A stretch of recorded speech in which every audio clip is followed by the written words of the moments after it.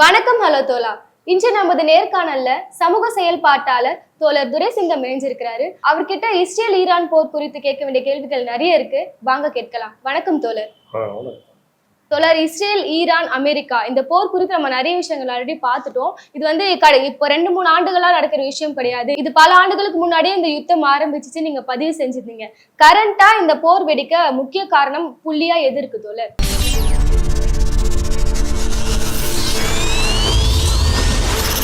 இல்லை, இது முக்கியமான விஷயம் என்னன்னா, முன்ன ஒரு 12 நாள் இஸ்ரேல் ஈரான் சண்டை நடந்தது இல்லையா?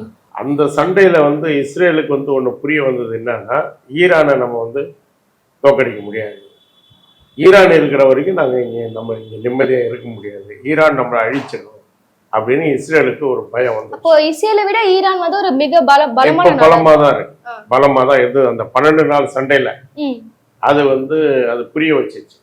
அப்போ அதனால இஸ்ரேல் என்ன பண்ணுதுன்னு சொன்னா, இஸ்ரேலுடைய அந்த பின்னணியில் இருக்கக்கூடிய யூத முதலாளிகள் இருக்காங்க, அந்த லாபி அமெரிக்காவில் ரொம்ப ஸ்ட்ராங். அவங்க தான் எப்பவுமே ஆயுதங்கள் இந்த இதுலெல்லாம் அதிகமாக இருக்கிறாங்க. எண்ணெய் ரெண்டுத்துலேயும் அவங்க தான் அதிகமாக இருக்கிறாங்க. அவங்க ரொம்ப வலியுறுத்தி தொடர்ந்து அமெரிக்கா மூலமாக ஈரானை இது பண்ண பார்க்குறாங்க. உண்மையிலே அமெரிக்காவுக்கு இன்னைக்கு சண்டை தேவையில்லாத ஒரு சூழல் தான் நிலவிட்டு இருக்குது அங்கே அமெரிக்காவில். ஒரு ஏன்னா பொருளாதார வீழ்ச்சி இருந்துட்டு இருக்குது, ஒரு அழுகி கொண்டு இருக்குது. அது அழுகி கொண்டு இருக்கும் நாடாக ஒரு வல்லரசாக அது இருந்து கொண்டு இருக்குது. இந்த சூழலில் அதுக்கு ஒரு யுத்தம் தேவையில்லை, எல்லாருடைய கருத்தும் அங்கே தான். எந்த அளவுக்குன்னா, அங்கே இராணுவ ஜெனரல்னு சொல்லிட்டாரு, அந்த இராணுவ தலைமையகமான பெண்டகமும் இந்த சண்டை வேணான்னு சொல்லியாச்சு. இருந்தாலும் இஸ்ரேல் என்ன முதல்ல முயற்சி பண்ணுச்சுன்னா, அமெரிக்காவுக்கும் ஈரானுக்கும் சண்டை போட்டு தான் ஒதுங்கிடலாம் அப்படின்ற ஐடியாவில் ஈரானோட பேச்சுவார்த்தைக்கெல்லாம் முயற்சி செஞ்சது. ஈரான் ஒத்து வரல. அதனால இப்போ என்ன பண்ணுதுன்னு சொன்னா, இதுல வலுக்கட்டாயமா கொண்டு வர பார்க்குது. அப்பவும் அவங்க தயங்கிட்டே இருக்குதுனால அது என்ன பண்ணுதுன்னா, ஈரான் நம்மளை தாக்கக்கூடாது, நம்மளை இது பண்ணக்கூடாதுன்னு உடனடியாக ஃபர்ஸ்ட் இஸ்ரேல் தான் தாக்குதல் தொடுத்தது. இஸ்ரேல் தான் தாக்குதல் தொடுத்தது. உடனடியாக அமெரிக்காவை தாக்குதல் தொடுத்தது. அது தாக்கல் தொடுத்த விஷயம் இருக்கு இல்லையா, அந்த டைமிங்கே அவங்களுக்கு உளவுத்துறைகள் மூலமாக கிடைத்த தகவல். அந்த கூட்டம் போட்டுட்டு இருக்கிறாங்க அப்படின்ற ஒரு தகவல் அவங்களுக்கு. ஆமாங்க. ஆனா அந்த ஓமன் நாட்டோட வெளியுறவுத்துறை அமைச்சர் அவர் தலைமையில ஒரு பேச்சுவார்த்தை நடந்துச்சுன்னு சொல்றாங்க. அதுக்கு அடுத்த நாளே அவசரமா இஸ்ரேல் தாக்குதல்ல இறங்குது. அதுக்கு ஏன் காரணம்னா, அமெரிக்காவை கட்டாயப்படுத்தி வர வைக்கணும். ஒண்ணு, அவங்களுக்கு கிடைக்கிற தகவல் இவங்க மொபைலைஸ் ஆகுறாங்க, அந்த கூட்டம் மொபைலைஸ் பண்றாங்க, நடக்குது அப்படின்னு தெரிஞ்சுதான் அங்க தாக்குதல் தொடர்ந்து அடிச்சாங்க. அது காட்ட நீங்க பார்த்துருப்பீங்க காணொலிகள்ல கூட. தொடர்ந்து அந்த பகுதிகளை தாக்குதல் தொடுகிறாங்க.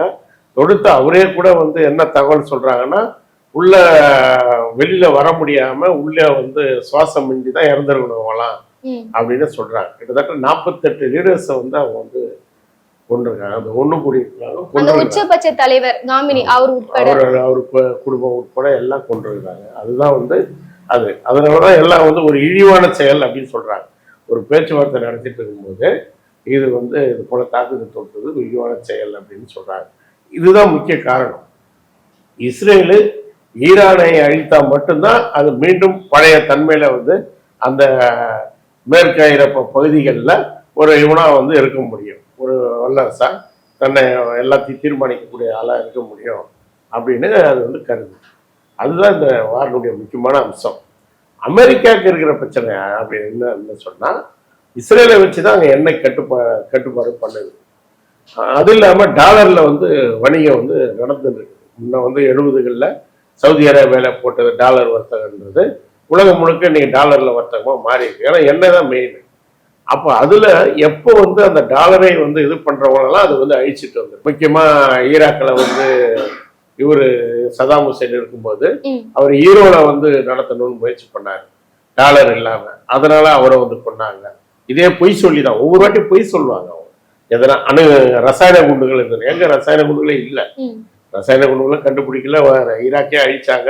அழிச்சிட்டு சதாம் ஹுசேனை தூக்குல போட்டாங்க. இது வரைக்கும் இல்லை. அதே நிலைமைதான் தொடர். இப்போ ஈரான் அணுசக்தி ஆயுதங்களை உற்பத்தி செய்துன்னு சொல்லிட்டு ஒரு போலியான ஒரு விஷயம் சொல்லுவாங்க.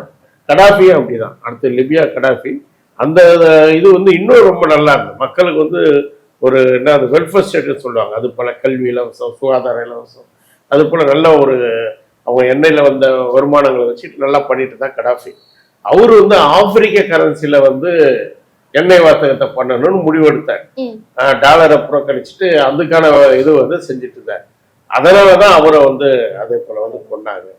அப்புறம் இப்போ மதுரை வந்து கடத்தல் பண்ணாரு, போதையை வந்து கடத்தல் பண்ணாருன்னு சொல்லி அந்த பூந்து அவங்க மனைவி அவங்களெல்லாம் அரெஸ்ட் பண்ண வந்தாங்க.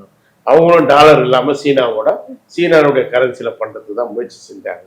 இவங்க ஈரானுடைய பிரச்சனை என்னன்னா, நீண்ட காலமா அவங்க மேல தடை இருக்கிறதுனால அவங்க சுயமா நிறைய வளர்ந்துட்டாங்க. வளர்த்துக்கிறதுல வந்து அவங்க போர் ஆயுதங்கள் தயாரிக்கிற அளவுக்கு ஆயிட்டாங்க. அவங்க தயாரிச்சு கொடுக்குற அந்த ட்ரோன் தான் ரஷ்யாவே வந்து உக்ரைன்ல போருக்கு பயன்படுத்துது. ஆமா, மொத்தமா ஆயிரக்கணக்கில் வந்து அவங்க வந்து தாக்குதல் தொடுக்கிறது. இது வந்து எல்லாத்தையும் வந்து அவங்க அழிக்க முடியாது எதிராளிகள். இதை என்ன பண்ணிடுச்சு அமெரிக்கா, அந்த யுக்ரைன் வார்ல இருந்து எடுத்து இப்ப அமெரிக்காவும் அதை தயாரிச்சிருக்கு. ஈரானை பார்த்து அதுக்கப்புறம் இப்ப இதுல பயன்படுத்திருக்காங்க, இந்த யுத்தத்துல வந்து பயன்படுத்திருக்காங்க. அதுக்கு இருக்கிற வித்தியாசம் என்னன்னா, ஈரான் வந்து மேனுவலா வந்து ஆப்ரேட் பண்ணணும், இது வந்து ஆட்டோமேட்டிக். இப்ப வந்து இது தயாரிச்சிருக்கிறது அமெரிக்கா. கிட்டத்தட்ட இது எல்லாமே 2500 கிலோமீட்டர் போய் அடிக்கக்கூடிய அளவுக்கு இருக்கு. அப்போ அதுதான் அவங்க தயாரித்த இந்த ட்ரோனு. அவங்க போர்க்கப்பல் அடிச்சிருக்கிறாங்க. அது ஆப்ரகாம் கப்பலாம் என்னன்னு தெரியாது, ஆனா தெளிவா காணொலியில தெரியுது வந்து அமெரிக்காவுடைய போர்க்கப்பல் வந்து டேமேஜ் ஆகுது தெரியுது. ஆனா இன்னொரு முக்கியமான ஒரு கேள்வி தோழர், உண்மையாவே வந்து ஈரான் அணு ஆயுதங்களை உற்பத்தி செய்தா அப்படின்னு ஒரு கேள்வி இருக்குல்ல. ஏன்னா அதன் காரணமா தான் வச்சு அமெரிக்கா போர் தொடுக்குது. உண்மையாவே அணு ஆயுதங்களை உற்பத்தி செஞ்சுட்டு தான் இருக்கா ஈரான்? அப்படியே செஞ்சா கூட வந்து அமெரிக்கா எதுக்கு போர் தொடுக்கணும்? அது எல்லாம் அச்சுறுத்தலா இல்ல எல்லாருமே தானே வச்சுருக்காங்க, இவங்கெல்லாம் வச்சுட்டு இருக்காங்கல்ல. இப்ப இவங்க கிட்ட எல்லாம் அணு ஆயுதம் இல்லாம இருந்து போர் தொட்டா பரவாயில்ல, இவங்க எல்லாம் அணு ஆயுதம் வச்சுக்கலாம், ஈரானை வச்சு கூடாதுன்னா எப்படி? அப்ப எல்லாரும் எடுக்கணும். அப்போ ஒரு பொதுவாக இனிமேல் புதுசா தயாரிக்க கூடாதுன்னா எல்லாரும் தலையிடணும். எல்லாரும் தலையிட்டு ஐநான்னு ஒண்ணு எதுக்கு இருக்கு? அதை ட்ரம்ப் வந்து கம்ப்ளீட்டா காலி பண்ணியாச்சு. ஐநாவை வந்து ஏத்துக்கிறதே கிடையாது, சீனா ஆதிக்கம் பண்ணுது அப்படின்ற பேர்ல ட்ரம்ப் வந்து ஐநாவை வந்து காலி பண்ணிட்டு ஐநாவுக்கு வந்து கட்டுப்படுறது கிடையாது. அப்போ ஒரு புதிய ஒழுங்குக்கு வருது. 2ஆம் உலக போருக்கு பிறகு உருவான ஐநா போய் இன்றைக்கு வந்து ஒரு புதிய ஒழுங்கு வந்து தேவைப்படுது. அதனாலதான் சீனா, ரஷ்யா, பிரேசில், இந்தியா போன்ற நாடுகள் வந்து பிரிக்ஸ் அது போன்ற வேற வேற புதிய வடிவங்களை நோக்கி போயிட்டு இருக்கிறாங்க. அப்ப இந்த கட்டத்துல தான் இதனுடைய இது வந்து டாலருடைய வீழ்ச்சி உருதுன்னு சொன்னா, சீனா படிப்படியா எல்லாரோடையும் அவங்களுடைய இதுலதான் வணிகம் பண்றாங்க, ரஷ்யாவும் பண்றாங்க, இந்தியாவும் பண்றாங்க, ஓரளவு பண்றாங்க. மற்ற நாடுகள் இப்படிலாம் பண்ண ஆரம்பிக்கும் போது அடியோடு அது வீழ்ச்சி கொடுத்துக்கான இது இருக்கு பொருளாதாரம். ஏன்னா டாலர் தான் வந்து முக்கியமா ஒரு செலவாணியா இருக்கும்போது, மாற்று செலவாணியா இருக்கும்போது அது வீழ்ச்சி வருது. அது வந்து எல்லாரும் வாபஸ் வாங்குறேன்னு சொன்னா இவனுக்கு வந்து முழுக்க வந்து பலவீனமாயிடும், பொருளாதாரம் இதுவாயிடும். அப்போ அதனாலதான் வந்து அவங்கள வந்து கூட சேர்ந்து அந்த இதை வந்து செய்யறாங்க. இதனால கடும் வந்து அமெரிக்கா பாதிக்கப்படும். அமெரிக்கா வந்து கடும் வந்து பொருளாதார ஈரான் இப்பயே வந்து பல்வேறு வளைகுடா நாடுகள்ல இருக்க அமெரிக்காவோட ஏவுதளங்கள்லாம் வந்து அழிச்சிட்டு இருக்கு. இன்னும் பொருளாதார வீழ்ச்சி ஏற்படும். ஆமா, 27 தளங்களை வந்து தாக்கியிருக்கிறாங்க. அமெரிக்காவுடைய தளங்களை 27 தளங்களை தாக்கியிருக்காங்க. அது மட்டும் இல்ல, சிவிலியன் இதை வந்து தாக்கம் தான் சொல்றாங்க. ஆனா அந்த ஹோட்டல்லாம் வந்து சிவிலியன்றதுக்காக தாக்கல, அங்க சிஐஏ, அங்க ராணுவ அதிகாரிகள்லாம் தங்கி இருக்கிறாங்கன்ற தகவல் இவங்களுக்கு கிடைச்சதுனாலதான் ஈரான் அந்த ஹோட்டல்கள் மேலெல்லாம் தாக்குதல் தொடுத்தது. அந்த பில்டிங் மேல, ஹோட்டல் பில்டிங், ஃபார்ம் ட்ரீ அப்படின்ற ஹோட்டல் வந்து அது மேல தாக்குதல் தொடுக்குதுன்னா அவங்க அதிகாரிகள் சிஏ எல்லாம் தங்கியிருந்தாங்கன்னு இவங்களுக்கு தகவல் கிடையாது. அதை விட்டு தான் அவங்க அதை தாக்குறாங்க. முக்கிய தளங்களை தாக்கி அடிச்சிருக்காங்க. ஈராக்கில் இருக்கிறத அடிச்சிருக்காங்க, குவைத்தில் இருக்கிறத அடிச்சிருக்காங்க, பெருமளவு சேதத்தை ஏற்படுத்தியிருக்கிறாங்க. இன்னும் வந்து அவங்க வந்து இன்னும் கூட அந்த ராணுவ வீரர்கள் வந்து அவங்க 3 பேர் தான் இறந்துதா சொல்றாங்க.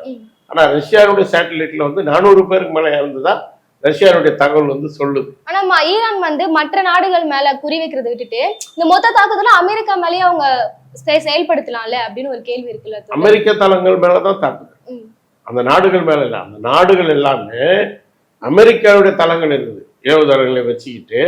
அமெரிக்கா அதெல்லாம் பெரிய பெரிய மன்னர்கள் ஷேக்ன்றானுங்களே அவனுங்களுக்கு ஈரான் அழிக்கணும். அவங்களும் நிறைய பணம் செலவு பண்றாங்க, சும்மா கிடையாது. இந்த போருக்கு பின்னாடி அவங்களுக்கு ஒரு நலன் இருக்கு. ஈரானுக்கு எதிராக ஈரான் வளர்ந்துச்சுன்னா நாம வந்து பிரச்சனை ஆகும் அப்படின்னு நினைக்கிறாங்க. அப்ப ஈரானுக்கு எதிராகவும் இருக்கிறாங்க.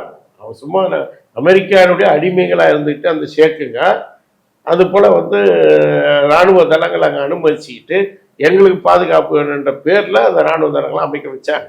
ஏன்னா அவங்களாம் அமெரிக்காவுடைய அடிமை கிட்டத்தட்ட. இங்கே எப்படி நம்ம மோடி இருக்கிற மாதிரி அது வந்து அங்கே வந்து அவங்க வந்து அடிமை. அதுதான் வந்து அதனால தான் வந்து அப்படி இப்போ அடிச்சிருக்கிறது கூட இராணுவ தளங்கள் மேலே தான். இராணுவ தளங்கள் மேலே அதிகாரிகள் தங்கி இருக்கக்கூடிய இடங்கள்ல தான் தாக்குதல் தொடுத்திருக்காங்க ஈரான். ஈரான் சிட்டம் எப்படி நியாயப்படுத்தணும்னா அமெரிக்கா தொடர்ந்து என்ன சொல்லுது, ஒப்பந்தத்துல நீங்க கையெழுத்து போடணும்னு சொல்லுது. அப்படி ஒருவேளை உண்மையாவே ஈரான் வந்து என்ன மாதிரியான அணுசக்தியும் வந்து நாங்க உற்பத்தி செய்யலன்னு சொல்லிட்டு, அதாவது இன்டர்நேஷனல் அட்டாமிக் எனர்ஜி ஏஜென்சி அவங்க என்ன சொல்லியிருக்காங்கன்னா அணுசக்தி உற்பத்தி எல்லாம் செய்யற மாதிரியான எந்த தடையும் ஈரான்ல இல்லைன்னு சொல்லியிருக்காங்க. அப்படி இல்லைன்ற பட்சத்துல எப்பவோ அமெரிக்கா வந்து ஒப்பந்தம் கேட்கும் போது ஈரான் போட்டு கொடுத்துட்டு போயிருக்கலாம்ல. ஓகே இல்லைன்னு ஆயிடுச்சு, எங்க நாட்டுல நாங்க உற்பத்தி செய்யலன்னு ஆயிடுச்சு, ஒப்பந்தம் போட்டு கொடுத்திருந்தா இவ்வளவு பிரச்சனை வந்திருக்காதுன்னு ஒரு கேள்வி இருக்கே தோழர். இல்ல ஒப்பந்தம்ன்றது என்ன ஒப்பந்தம்ன்றது இருக்குது இல்லையா. அவன் வந்து ஒப்பந்தம்ன்றது முழுக்க ஈரானை தன்னோட கட்டுப்பாட்டுகளை கொண்டு வரணும்னு நினைக்கிறது, இஸ்ரேல் தாக்குதல் தொட்டு அதில் தலையிடக்கூடாதுன்னு சொல்றது, அப்புறம் ஹிஜ்புல்லா இவங்களுக்கு வந்து உதவிகள் செய்யக்கூடாதுன்றது, பாலஸ்தீன இவங்களுக்கு இதெல்லாம் வந்து அதுல இருக்கக்கூடிய கண்டிஷன் அதெல்லாம் எப்படி ஒத்துக்க முடியும்? ஒப்பந்தம்ன்றது வெறும் அணுசக்தி ஒப்பந்தம் போட மாட்டாங்க அமெரிக்கான்றது அது வந்து ஒரு பொய்யான தானே. அவன் நினைக்கக்கூடியது ஈரானை தன்னுடைய கட்டுப்பாட்டுக்குள்ள கொண்டு வரணும், பாலஸ்தீன இதுக்கு வந்து எந்த வித உதவியும் ஈரான் செய்யக்கூடாது, அதுதானே அடிப்படையான விஷயம். அப்படி ஒப்பந்தம் அவன் பேசுறது பொய் தானே. எப்பவுமே இப்போ மதுரா வந்து போதை மருந்து கடத்தினான்னு சொல்லிட்டு கொண்டு போய் வச்சுக்கிறான். மதுரா போதை மருந்து கடத்தக்கூடிய ஆளா? இல்ல அப்படிதான் அவன் நோக்கம் வந்து எதனா ஒரு பொய்யை வந்து சொல்லி அவங்க மேல ஒரு இதை பண்ணி நம்ம கிராமங்கள்ல பணியாரங்க பண்ணுவாங்கல்ல அது போலதான் பண்றான். இப்ப ஈரானோட அந்த உச்சபட்ச தலைவர் காமினி இறந்திருக்காரு. அவரை இறப்புன்றது அந்த நாட்டுல இதுக்கப்புறம் எந்த மாதிரி ஒரு வீழ்ச்சியை கொண்டு வரும்? இல்ல அதுக்கான அடுத்த கட்ட தலைவர்கள்லாம் தயார் பண்ணிட்டு தான் போயிருக்கிறது. அந்த அடிப்படையில் தான் போயிருக்கிறாங்க. வரவங்க கூட மத அடிப்படையாவாதிகளை தான் வருவாங்க. இஸ்லாமிய அரசை வந்து விருப்பம் தான். இப்போ தற்காலிக தலைவர் கூட அப்படிப்பட்டவர் தான் இப்போ இருக்கிறவர். அவரே கூட வரலாம், இல்லை வேற யாருன்னா கூட தேர்ந்தெடுக்கலாம். ஒரு நாள் இல்லை 2 நாள்ல தெரிஞ்சு. ஈரான்லயே இருக்க ஆயுத குழுக்கள் வந்து ஆட்சி பிடிக்க இந்த சான்ஸை யூஸ் பண்ணிப்பாங்கன்னு சொல்லப்படுது. அது எப்படி தோழர் பாக்க? இல்ல அவங்கதான் இருக்கிறாங்க, புரட்சிகர குழுக்கள் சொல்றாங்க இல்லையா, அவங்கதான் இருக்கிறாங்க. வேற யாரும் பிடிக்க முடியாது. புரட்சிகர குழுக்கள் அமெரிக்காவுடைய ஆட்களை சொல்றாங்க அவங்க. அப்படிலாம் கிடையாது. அமெரிக்காவுடைய கைகூலி எல்லாம் பிடிக்க முடியாது. ஏன்னா கம்பெனிக்கு இன்னைக்கு திரண்ட மக்கள் இருக்காங்கல்ல. அதாவது இஸ்லாமிய ஒரு மத அடிப்படைவாத நாட்டுல நிறைய பிரச்சனைகள் இருக்குது.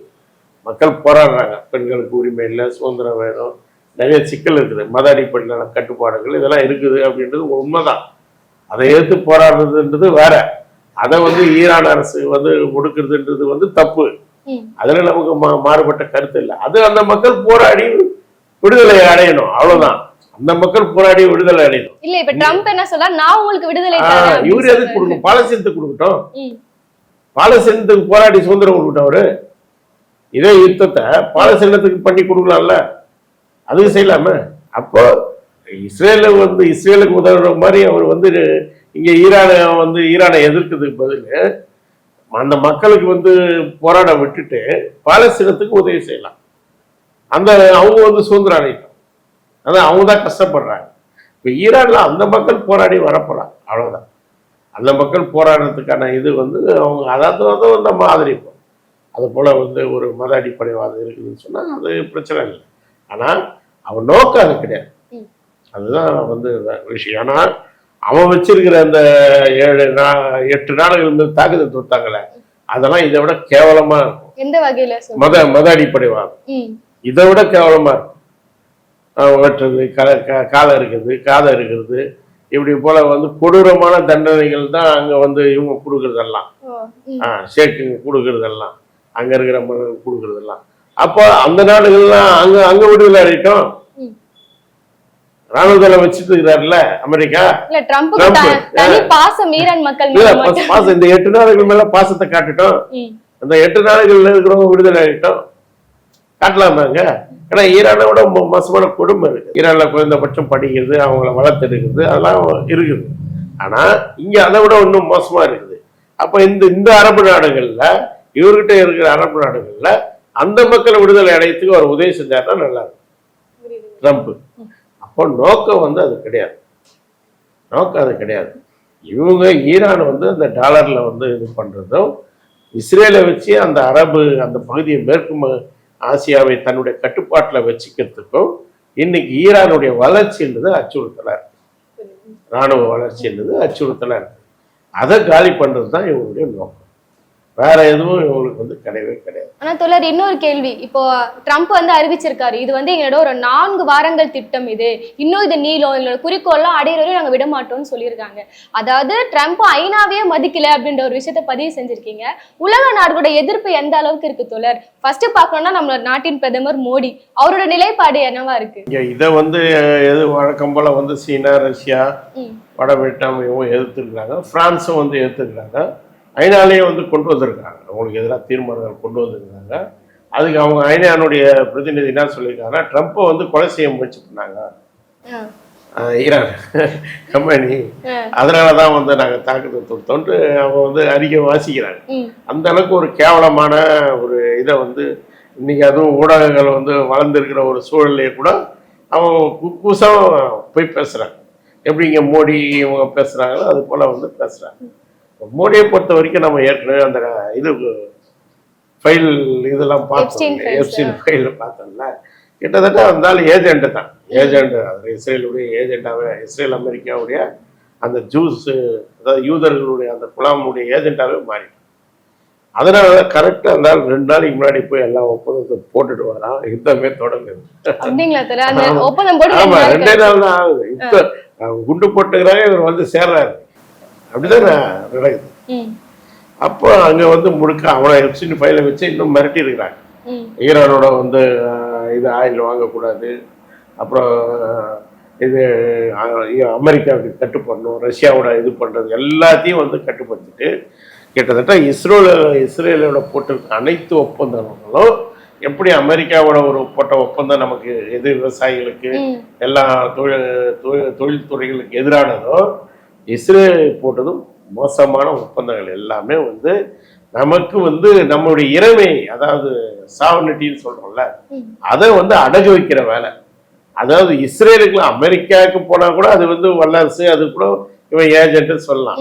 ஆனா ஒரு இஸ்ரேல் போன்ற அவனே அமெரிக்காவுடைய ஒரு இவனை வந்து இருந்துட்டு இருக்கிறவங்க கிட்ட போயிட்டு முழுக்க சரண்டர் ஆகி மோசமான ஒப்பந்தங்களை வந்து போட்டு வந்திருக்காங்க. அதான் வந்து இப்போ மோடியுடைய இது. அது மட்டும் இல்லாம இந்த யுத்தத்தை பத்தி கண்டிக்க கூட இல்ல. ஆமா, இப்ப அமெரிக்காவே வருங்காலத்துல சும்மா அப்படி வச்சுப்போங்க, நம்ம மேல ஒரு இந்தியா மேல ஒரு தாக்குதல் நடத்துது, அப்பவும் அமைதியா தான் இருப்பாரா மோடி? இதை எப்படி பாக்குறீங்க? நாளைக்கு நம்ம டெக்னாலஜி வந்து ஏற்கனவே அதெல்லாம் நடந்திருக்குது. நிறைய சயின்டிஸ்டுகளை வந்து ஒரு 2-3 சயின்டிஸ்டுங்க வந்து முழுக்க வந்து அணுகுழு தயாரிப்பு பண்ண ஒரு பேரு மாறிச்சு. அவர் வந்து மர்ம முறையில இறந்தாரு. இங்க வந்து நாம சொந்த தொழில்நுட்பங்களை வந்து பண்ணும்போது வந்து மர்ம முறையில் கொல்லப்படுறது எல்லாம் கூட நடந்துட்டு தான் இருக்கு. நாளைக்கு நம்ம டெக்னாலஜி டெவலப் ஆகும்போது இதே பிரச்சனை தான் அமெரிக்காவும் மற்றவங்க காட்ட தான் போறாங்க. ஆனால் இந்தியாவினுடைய வெளியுறவு கொள்கையை அடகு வச்சாச்சு. இந்தியா இப்படி கிடையாது. எப்பவுமே இந்தியா பாலஸ்தீனத்தை ஆதரிக்கும். ஈரானோட அந்த காலத்துல இருந்து என்ன வாங்கிட்டு இருக்குது, பல காலங்களா, பல 10 ஆண்டுகளாக ஈரானோட எண்ணெய் வாங்கிட்டு இருக்கு. இப்போ இந்த ஒப்பந்தங்கள் மூலம் எல்லாத்தையும் வந்து கட் பண்றாங்க. இஸ்ரேலோட போட்ட ஒப்பந்தங்கள் மூலம் எல்லாத்தையும் கட் பண்ணி தலைகீழ மாறி, அதாவது அவர் வந்து இதை பத்தி எதுவுமே பேசல, பேசாம கண்டிக்கல. நெத்தன்யாகுவோட வந்து போன்ல பேசுறாரு, அவனோட வந்து பேசுறாரு, இஸ்ரேல் இதோட போன்ல பேசுறாரு. விசாரிச்ச சூழ்நிலையில விசாரிச்சேன்னு ரிப்போர்ட் படுது, அவ்வளவுதான், சூழ்நிலையை விசாரிச்சோன்ட்டு. அப்போ கேவலமான, இது போல ஒரு கேவலமான பிரதமர் வந்து இது வரைக்கும் இருந்ததே கிடையாது. கண்டிக்கலனாலும் அட்லீஸ்ட் இந்த போரை நிறுத்துறதுக்கான வேலைகளாவது, இந்த சமாதான பேச்சுவார்த்தை கூட மோடி ட்ரை பண்ணாம இருக்கிறாரு அப்படின்னு சொல்லி.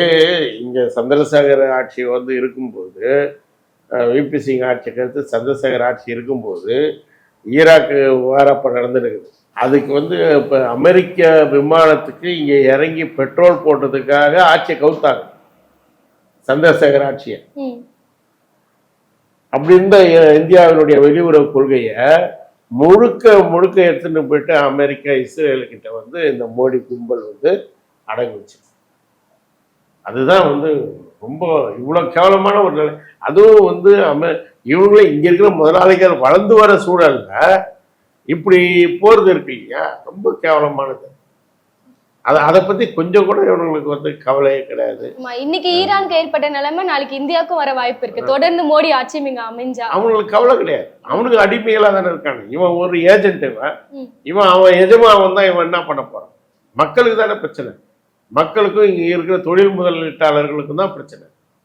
ஏன் இங்க இருக்கிற பெரிய முதலாளிகளுக்கே பிரச்சனை வரும். அது எந்த அளவு இனிமேல் மோடியை வந்து இப்படி அனுமதிப்பானுங்கன்றது தெரியல. இந்த அளவுக்கு இஸ்ரேலோட இவன் போறதுன்றது இருக்கு இல்லைங்களா, அது எந்த அளவுக்கு இவங்க அது அனுமதிப்பாங்கன்றது தெரியும். தோழர், அது வெளியுறத்துல ஓகே, ஆனா டப்பு நியூஸ் கேட்டதோ மதுரையில இருந்து பறந்தார்ல, மதுரையில இருந்து போயிட்டு ஐயோ நம்ம வெளிநாட்டுல இருந்து இந்தியர்கள் எல்லாம் வாழ்றாங்க, அவங்கெல்லாம் பாதுகாப்பணும் டப்புன்னு ஒரு ஆலோசனை கூட்டம் எல்லாம் போட்டாரே தோழர். நாட்டு மக்களுக்காக யோசிக்கிறாரு, அதை எப்படி பாக்குறீங்க? எங்க மதுரையில இருந்து போனாரு? எல்லா கூட்டத்தெல்லாம் முடிச்சுட்டு, அவர் நிகழ்ச்சியெல்லாம் முடிச்சுட்டு அதுக்கப்புறம் நைட்டு போய் கூட்டத்தை முன்னாடியே கேன்சல் பண்ண வேண்டியதானே. திருப்பரங்குன்றத்துக்கு எதுக்கு போனோம்? ஒரு நோக்கம் இருக்கு. திருப்பூர்ல போயிட்டு அங்க விதைய கலவரத்துக்கான விதைய போகணும். கலவரத்துக்கான அவர் வருத்தப்படுறாங்க, அந்த பூஜை செய்யாம தற்கொலை பண்ணதை பத்தி வருத்தப்படுறாங்க. அப்போ அங்க வந்து அவனுக்கு அதை விட வந்து மக்கள் சாவுறாங்க, அதெல்லாம் அதை விட அதை பத்திலாம் எதுவும் பேசாம பயங்கர தீவிரமா நடந்துட்டு. அதை பத்தி ஒரு வார்த்தை கிடையாது. அவன் நிகழ்ச்சியெல்லாம் முடிச்சுட்டு அமர போய் உக்காந்து அதுக்கப்புறம் மீட்டிங் போட்டு சரி என்ன பண்ணாங்க, யுஏ கிட்ட வந்து விசாரிச்சாங்களாம். யுஏ வந்து பாராட்டினாங்களாம். ஏன் பாராட்டுறாங்க? அங்கே பயணிகளுக்கெல்லாம் அவங்க வந்து எல்லா செலவு எல்லாம் ஏற்றுக்கிட்டு தங்கத்துக்கு பாதுகாப்பெல்லாம் வந்து கொடுத்தாங்களாம். இதுதான் அந்த கூட்டத்தில் பேசிக்கிறாங்க. வேற என்ன இருக்கு? வேற ஒன்றும் இல்லை. இதை கண்டிக்கிறதோ இது பண்ணுறதோ எதுவும் இல்லை. குறைந்தபட்ச யுத்தங்கள் நிறுத்தப்படணும். யுத்தம் வந்து தேவையில்லை, வந்து சமாதானமாக எல்லாம் தீர்த்துக்கலாம், பேச்சுவார்த்தை மூலம் தீர்த்துக்கலாம். அப்படி கூட பேச தயார் இல்லைல்ல. நான் நடுநிலையா இருக்கிறேன்ற பேர்ல கூட பேச தயார் இல்லைல்ல. அப்போ தெளிவா அது வந்து அவன்கிட்ட போயிட்டு விசாரிச்சு கம்பெனி இறந்தாரு, அதுக்கு வந்து எந்த வித இதுவும் இல்லை, அதுக்கு வந்து ஒரு இரங்கல் இல்லை அதை பற்றின ஒரு வருத்தம் கிடையாது. அதாவது இவன் வந்து முட்டாள்தனமாக இவங்க தூண்டி விட்டு ஒருத்தன் தற்கொலை பண்ணிட்டான், அதுக்கு வருத்தப்படுறவர் இவரோட வந்து நீண்ட காலம் வந்து இங்கே வந்து எண்ணெய் ஏற்றுமதி இவங்க ஆட்சியிலேயே தொடர்ந்து இருந்த ஒரு தலைவர், உறவுல இருந்த ஒரு தலைவர், அவரு கொல்லப்படுறாரு. ஆனா அதை பத்தி எதுவுமே வந்து அதுக்கு டாமினியும் ஒரு இந்துவா இருக்கணும்ல தோழர், அவரு கவலைப்படணும்னா. மோடி கவலைப்படனா அவர் ஒரு இந்துவா இருக்கணும், அது அப்பதானே அவர் கவலைப்படுவாரு. அவருக்கு தேவையான முஸ்லிம்களை பத்தி கூட கவலைப்படுவாரு, அது பிரச்சனை இல்லை. ஆனா இப்ப அவர் பிரச்சனை என்னன்னா இவங்களுடைய அடிமையா இருக்கிறது தான் பிரச்சனை. அவர் புரியுதுங்க தோழர். சரிங்க தோழர், இந்தியா எப்படியே இதுக்குள்ள போவாது, மோடி பயந்துட்டே இருப்பாருன்னு தெரிஞ்சிச்சு. இப்ப இந்த போரோட முடிவு என்னவா இருக்கும் தோழர்? இல்ல அதான் எவ்வளவு நாளைக்கு இந்த போரோட தன்மை நீடிக்கும்னு நம்ம எதிர்பார்க்கலாம்? இல்ல ஈரான் தாக்கு பிடிக்கிறத ஒட்டி தான். ஈரான் எந்த அளவுக்கு தாக்கு பிடிக்குதுன்றது தான். ஏன்னா இன்னும் வந்து சீனா ரஷ்யா இவங்கெல்லாம் தலையிற மாதிரி தெரியல.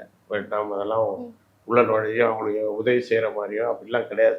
பண்ணாங்கன்னா போரின் நிலைமையை மாறிடும், கம்ப்ளீட்டாக மாறிடும். அமெரிக்கா இஸ்ரேலை காலி பண்ணிடுவாங்க.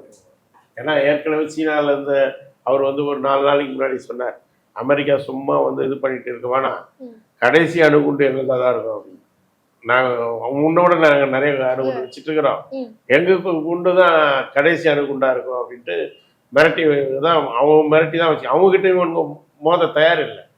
ஆனால் மறைமுகமாக சீனாவுடைய இதுதான் பாதிப்பு தான். அந்த மதுராவை பிடிச்சிட்டு வெனிசுலா அவனுக்கு கைப்பற்றதும் சீனா வந்து அங்கே அதிகம் எண்ணெய் வாங்கிட்டு, அதனால பாதிப்பு. இப்போ ஈரான் கிட்ட தான் அதிகமாக எண்ணெய் வாங்கிட்டு இருக்குது, அதுவும் சீனாவுக்கு பாதிப்பு. அதுல முக்கியமான ஒரு அடுத்த கட்ட நடவடிக்கை ஈரான் இப்ப என்ன பண்ணிருக்குன்னா, அந்த ஸ்ட்ரைட் ஆஃப் ஹஸ்மூர் அப்படின்ற கடல் பகுதியை வந்து பிளாக் பண்ணிருக்காங்க. இது இந்தியாவையும் பெருமளவுல பாதிக்கும், உலகத்தையும் பாதிக்கும் தோழரே. இப்போ பாதிக்கும். அதுலயும் பிரச்சனை இருக்கு. அதுல என்ன பிரச்சனைனா 3-4 மாசங்களாவே ஆயில வந்து ஸ்டாக் பண்ற வேலையை அவங்க பண்ணிட்டாங்க. ஈரான் பண்ணல. இந்த அமெரிக்க முதலாளிகள், யூத முதலாளிகள், எண்ணெயில் இருக்கிற செயல் அதெல்லாம் வந்து எல்லாமே செல்லு இவங்கெல்லாம் பண்ணிட்டாங்க. 3-4 மாசத்துக்கு முன்னாடியே நிறைய ஸ்டாக் பண்ணி வச்சிருக்கிறாங்க. இப்போ விலை ஏறுச்சுன்னா இவங்க அதிக விலைக்கு விற்று அதிக லாபம் சம்பாதிக்கும். இந்த யுத்தத்துக்கு இருக்கிற பின்னாடி இருக்கிற முதலாளிகள் வந்து ஏற்கனவே அதெல்லாம் வந்து ஸ்டாக் பண்ணி வச்சிருக்காங்க. அதில் குறிப்பாக யூத முதலாளிகள் அதிகமாக இருக்கிறாங்க. அவங்க ஸ்டாக் பண்ணி வச்சு அதை வந்து இப்போ விற்று அதுக்கு லாபம் சம்பாதிப்பாங்க, கட்டாயம் சம்பாதிப்பாங்க. அந்த இது வந்து தயாரிப்புகளோட தான் இருக்கிறாங்க. ஆனால் மற்றவங்களுக்கும் பயங்கர சிக்கலை வந்து இலங்கையில் ஏற்கனவே பிரச்சனை தொடங்கிடுச்சு. எண்ணெய் கிடைக்காம நிறைய பிரச்சனை. இங்கே என்ன நிலை ஆகுன்றது சொல்ல முடியாது. அது வந்து இன்னும் முஸ்லீம்கள் தான் இங்கே போராடுறாங்க. பொதுமக்கள் வெளில வரல. இன்னும் பொதுமக்கள் ஏன்னா அந்த சங்கிகள் வேற மனநிலையை உருவாக்கி இருக்கிறதுனால, ஒரு முஸ்லீம் விரோத தன்மை உருவாக்கி இருக்கிறதுனால இன்னும் பொதுவான மக்கள் வந்து வர வேண்டிய தேவை இருக்கு. ஆனால் இந்த இது வந்து தொடர்ந்ததுன்னா கடும் நெருக்கடி வரும். இதில் என்ன விஷயம்னா இவங்க வந்து உள்ள வந்து இறங்கணும். சீன ரஷ்யா இறங்குச்சின்னு சொன்னால் இன்னொரு போர் உடனடியாக வராத அளவுக்கு பிரச்சனை முடியும். ஓகே தோழர், நீங்க சொன்ன மாதிரி இந்திய பொருளாதாரமும் வந்து இப்ப பங்கு சந்தை வீழ்ச்சி அடைஞ்சிருக்கு. ஸோ இந்த போர் தொடர்ந்து போனா உலக அளவுல இது எந்த அளவுக்கு பாதிப்பை ஏற்படுத்துதுன்னு பொறுத்து இருந்து பார்க்கலாம் தோழர். பல்வேறு கேள்விகளுக்கு உங்களோட நேரத்தை ஒதுக்கி பொறுமையா பதில் சொல்லியிருந்தீங்க. மிக்க நன்றி தோழர். நன்றி.